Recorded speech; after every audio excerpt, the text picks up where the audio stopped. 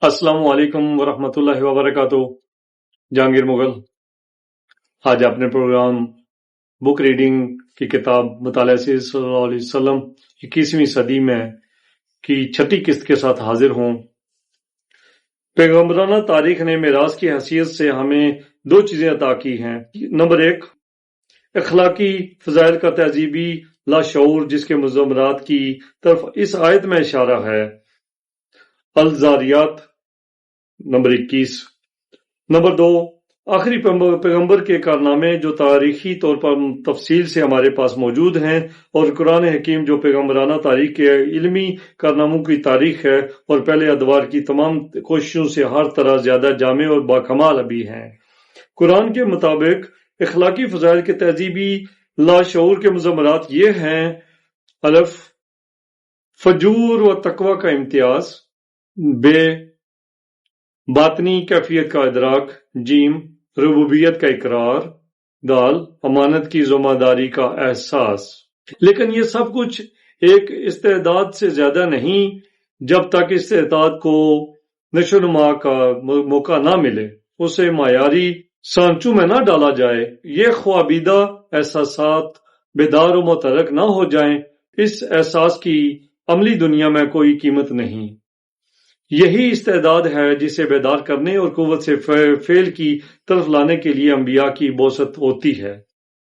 انسان کی یہی وہ استعداد ہے جو اسے خاتمیت نبوت پر ملی، جسے وہ پیغمبرانہ شعور کی روشنی میں اپنے عقل و تجربہ اور باطنی واردات کے تحت آگے بڑھا رہا ہے، اور خدا کی دریافت اور اسے پانے کی جدوجہد جاری رکھے گا۔ یوں شعور نبوت کے مدارج عالیہ 2 ہیں۔ الف، ایک جو مکمل ہوا، اس درجہ پر خدا اس کا تصور واضح تر ہو گیا۔ شعور نبوت نے آپ صلی اللہ علیہ وسلم کے عہد میں ہی اس قضیہ کو نظری و عملی طور پر مسخر کر دیا تھا۔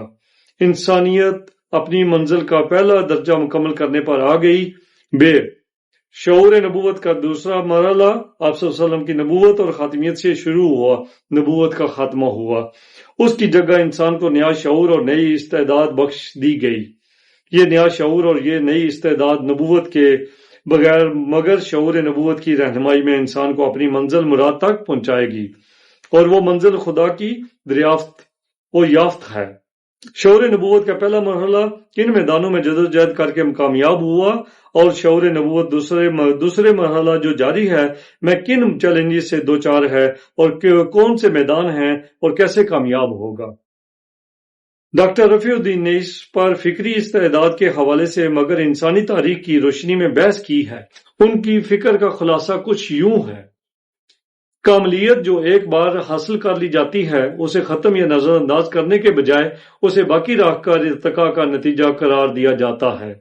فطرت نے جب پہلا زندہ خلیہ پیدا کیا تو اس کے مقاصد میں تمام انواع موجود تھیں، حیوان و انسان، اور پھر دنیا بھر میں ان کا پھیلاؤ پہلے زندہ خلیہ میں موجود تھا۔ پہلے جاندار حیوان میں تحفظ ذات کی جبلت موجود تھی جو اسے اعلیٰ نوع تک لے جاتی ہے، اور جب ایک مکمل حیوان انسان پیدا ہوتا ہے تو اگلا مرحلہ زمین میں پھیلنے کا شروع ہو جاتا ہے۔ ایسے ہی جب فطرت نے پہلا پیغمبر پیدا کیا تو اس کے مقاصد میں ایک مکمل نبی کا ظہور شامل تھا۔ پھر انسانوں کا ایک گروہ اپنی خود شعوری کے مطابق پیروی کرتے ہوئے تمام زمین پر پھیل جائے گا، لیکن یہاں فطرت پھر اپنے مقاصد بتدریج حاصل کرتی ہے۔ جب پہلا نبی پیدا ہوا تو فطرت کو اطمینان تھا کہ خود شعوری کی خواہش اور تحریک میں ان کے پیروکار اس وقت تک جدوجہد جاری رکھیں گے جب تک ایک نظریہ جنم نہ لے گا۔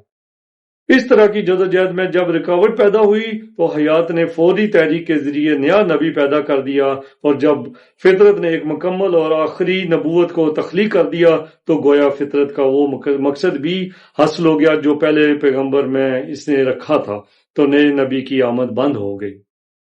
آخری نبی سے پہلے آنے والے ہر نبی کا علم ایک لحاظ سے نامکمل تھا، حالانکہ ہر نبی کا علم مکمل اور بے خطا ہوتا ہے۔ نامکمل ان معنوں میں کہ نبی کا علم معاشرت اور حالات کے رد عمل میں ظاہر ہوتا ہے۔ ان انبیاء کے دور میں معاشرت و حالات معرض ارتقاء میں تھے۔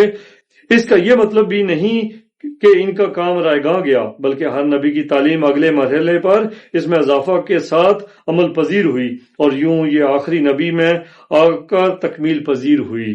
مکمل نبی میں نظریات کی تکمیل ہوئی اور ایسی قوت و استعداد پیدا ہوئی جو ہمیشہ برقرار رہنے والی تھی۔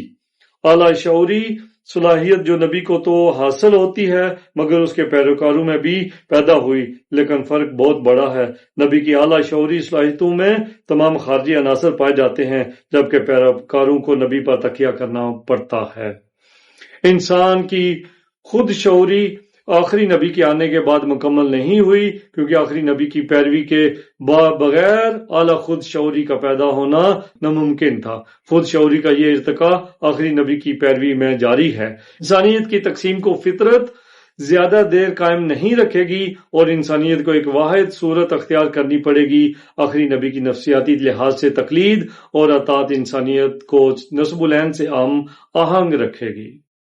جب کسی معاشرے میں آخری نبی کی امت میں آگے بڑھنے کی استعداد کسی وجہ سے کمزور ہو جائے تو شعور کائنات کا خود کار رد عمل حرکت میں آ کر ان کمزوریوں کو رفع کرنے کا موجب بنتا ہے۔ امت سے ہی ایک یا چند افراد کتاب نبی کا حالات یا حضرہ کی روشنی میں گہرا مطالعہ کرتے ہوئے اس کے گوہر سے نئے اسباق تلاش کرتے ہیں۔ یہ اسباق بظاہر انسانی ہوتے ہیں مگر یہ کتاب قرآن میں موجود ہوتے ہیں، صرف ابھی تک ان کی معنویت ظاہر نہ ہو سکی ہوگی۔ کتاب الہی سے نئے نظریات اخذ کرنے کا عمل بعینہ اس طرح ہے کہ جب ایک درخت اگتا ہے اور نئی شاخیں اور پتے لاتا ہے تو وہ اپنا آپ تبدیل نہیں کرتا، بلکہ یہ سب کچھ اسی بیج میں موجود ہوتا ہے جس سے درخت کا ظہور ہوا تھا۔ ایسے میں نئے نظریات کے مقابلے میں مزاحمت، ان کو کمزور کرنے اور پیغمبرانہ تعلیمات سے محبت میں کمی کی کوشش کو کتاب کے اندر سے اخذ افکار سے مقابلہ کیا جاتا ہے۔ شعور نبوت کی ترویج و ترقی میں دو نمایاں گروہوں کا تذکرہ آغاز تحریر میں کیا گیا تھا، اور ان گروہوں کی متوازیت کو متوازن کرنے کے چیلنج کا سوال بھی اٹھایا گیا تھا۔ اسی سوال کو مغرب اور مشرق میں بھی تقسیم کیا جاتا ہے۔ ہمارا موضوع نبوت اور شعور نبوت اور اس کے مسلسل اثرات کی نشاندہی و اہمیت ہے۔ شعور نبوت محمد صلی اللہ علیہ وسلم اور خاتمیت کا فلسفہ دو نکات یا دو فیصلہ کن ادوار کا فیصلہ کن فکر ہے۔ اول، تصور خدا کی تصوراتی و نظریاتی تکمیل۔ دوم، انسانی استعداد یعنی عقل و تجربہ پر بھروسہ کی ہدایت و رہنمائی۔ سورہ اعراف آیت نمبر 172۔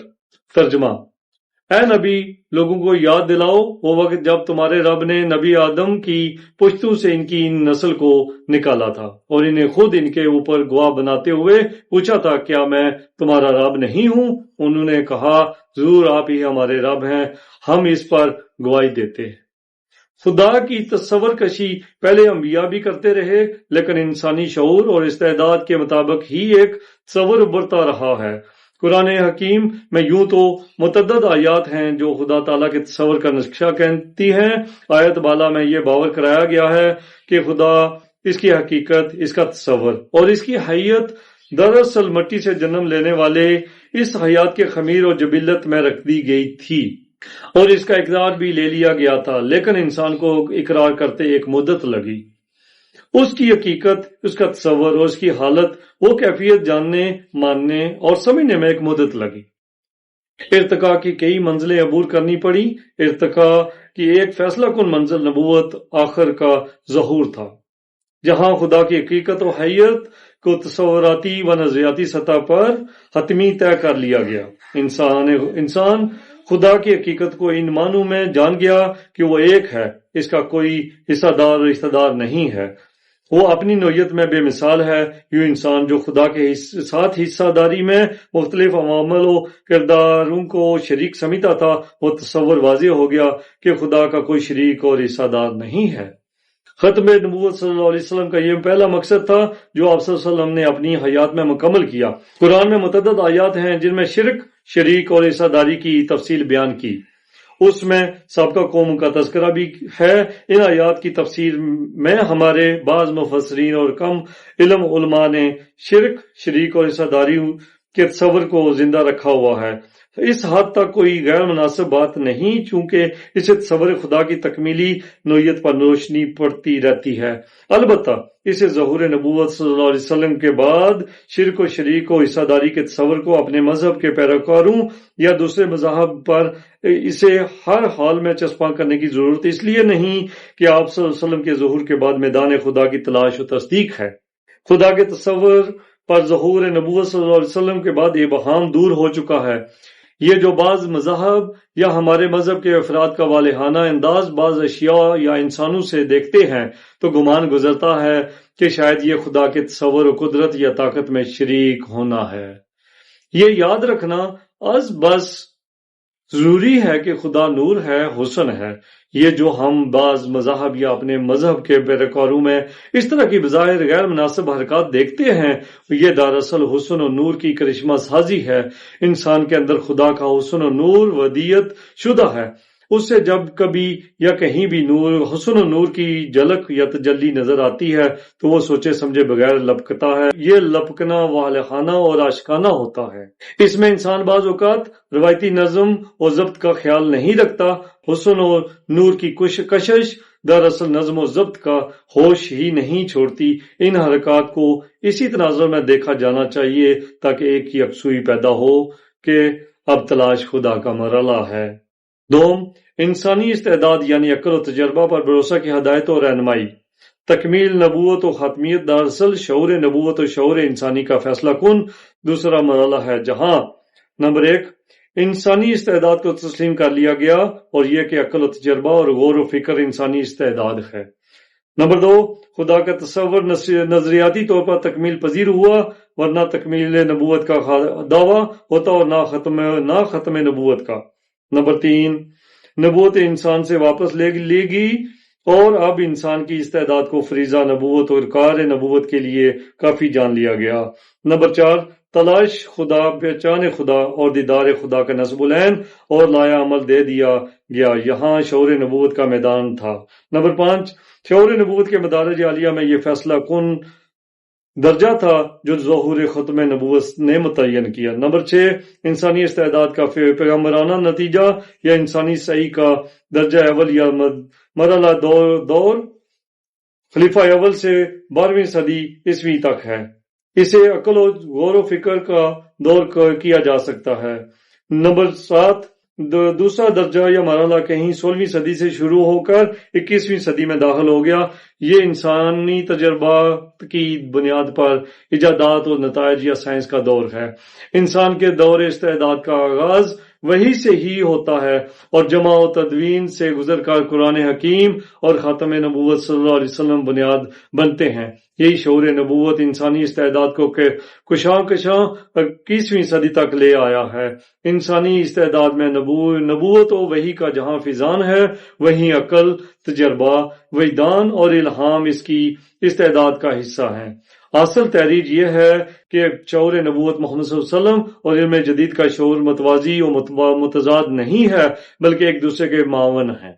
شعور نبوت کا پہلا مرحلہ نبوت محمد صلی اللہ علیہ وسلم پر ختم ہوتا ہے تو وہیں سے دوسرا مرحلہ شروع ہوا۔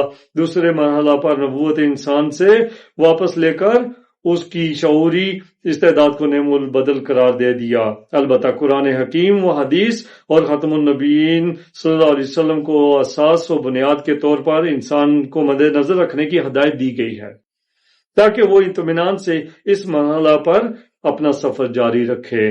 حقیقت یہ ہے کہ انسانی شعور کی جدید ترقی کا آغاز محمد صلی اللہ علیہ وسلم کے عہد سے شروع ہوا۔ بلا شک و شبہ 12ویں صدی عیسوی تک انسانی شعور کی جدید عقلی و تجربی ترقی اسلامیان کے ہاتھوں رہی۔ اس کے بعد یہ قیادت غیر اسلامیان کے ہاتھوں میں ہے اور بہت جلد یہ قیادت انسان کے ہاتھوں میں آ جائے گی جو شعور نبوت کا اصلی مقصد ہے۔ ساری کہانی علم کی ہے۔ محمد مصطفیٰ صلی اللہ علیہ وسلم کی کہانی بھی علم کی کہانی ہے، شعور نبوت کی کہانی بھی علم کی کہانی ہے، انسان کی کہانی بھی علم کی کہانی ہے۔ علم کہیں متوازی و متضاد نہیں ہے، سب علم کی کہانی ہے۔ چونکہ اس علم کا انکشاف بتدریج انسانوں کے ذریعے سے ہونا ہے، اس لیے انسان ہی تضادات و مزاحمتوں کے عمل سے گزرتا ہے اور علم کو متوازن بناتا ہے۔